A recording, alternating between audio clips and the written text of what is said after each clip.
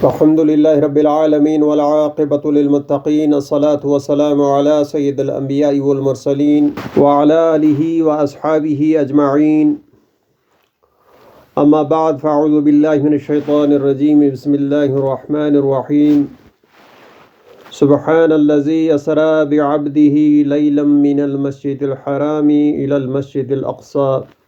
المسجد الأقصى الذي باركنا حوله لنريه من آياتنا إنه هو السميع البصير صدق الله العظيم وصدقنا رسوله النبي الكريم الأمين ونحن على ذلك لمن الشاهدين والشاكرين۔ صدیم اسلامک وظائف میں خوش آمدید۔ السلام علیکم ورحمۃ اللہ وبرکاتہ۔ میرے پیارے دوستو، آج آپ کی خدمت میں ماہ رجب کے حوالے سے ایک پروگرام کرنا ہے۔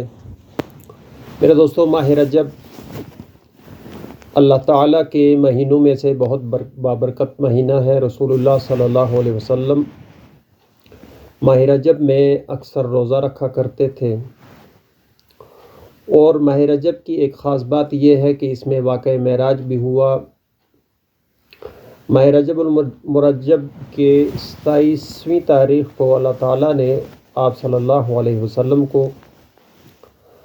مکہ سے فلسطین یعنی بیت المقدس تک سیر اور پھر بیت المقدس سے آسمانوں کی سیر کرائی، جس کے متعلق اللہ تعالیٰ نے 15ویں پارے کے شروع میں فرمایا کہ سبحان الذی، اللہ تعالیٰ کی ذات پاک ہے جو اسرا، جس نے سیر کرائی، بعبدہ، اپنے بندہ خاص کو، لیلم، ایک رات کو، یعنی معراج کی رات، من المسجد الحرام، مکہ سے لے کر، مسجد حرام سے لے کر، الی المسجد الاقصی، مسجد اقصی تک، الذی بارکنا حولہ لنریہ من آیاتنا، اور وہ بیت المقدس جس کے متعلق اللہ تعالیٰ فرما رہے ہیں کہ جس کے ارد گرد ہم نے برکتیں رکھی ہیں۔ میرے دوستو، یہ برکتوں سے مراد انبیاء کے مقامات ہیں، انبیاء کے قبور ہیں۔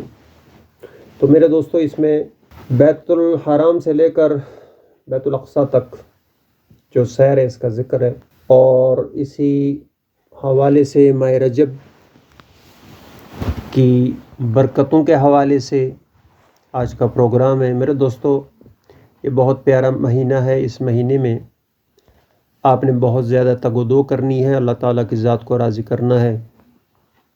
جہاں تک ممکن ہو سکے تو روزے بھی رکھنے چاہیے، البتہ 13ویں، 14ویں اور 15ویں کو تو روزے رکھنے ہی چاہیے۔ اسی لحاظ سے اگر کوئی معراج کے حوالے سے بھی رکھنا چاہے تو رکھ سکتا ہے۔ میرے دوستو، اس میں آپ نے خاص الخاص جب رجب کا چاند ظاہر ہو جائے تو اس کو اپنے سامنے دیکھ کر دعا کرنی چاہیے۔ تو یہ 3 دعائیں آپ نے ضرور مانگنی ہیں۔ ان 3 دعاؤں کو آپ اپنے پاس نوٹ فرما لیں۔ ربنا آتنا فی الدنیا حسنۃ وفی الآخرۃ حسنۃ وقنا عذاب النار،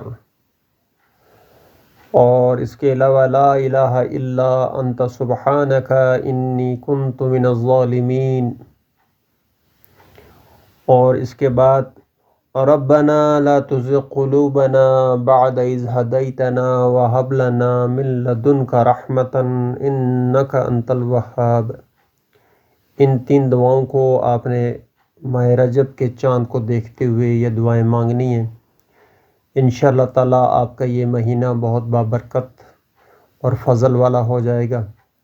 اللہ تعالیٰ کی بارگاہ میں اپنے لیے برکت کی دعا مانگیں، خیر کی دعا مانگیں، یہ دنیا کی خیر بھی مانگ لیں، آخرت کی خیر بھی مانگ لیں، دنیا کی آسانی بھی مانگ لیں، آخرت کی آسانی بھی مانگ لیں۔ تو میرے دوستو، یہ بہت پیارا موقع ہے، اس موقع کو آپ بالکل گنوائیں نہیں، اور اس میں آپ نے یہ 3 دعائیں مانگنی ہیں۔ تو ان دعاؤں میں آپ نے مجھے بھی یاد رکھنا ہے، میں بھی آپ لوگوں کے لیے انشاءاللہ دعا گو ہوں، تمام لوگوں کے لیے دعا کریں گے انشاءاللہ اس کا اہتمام۔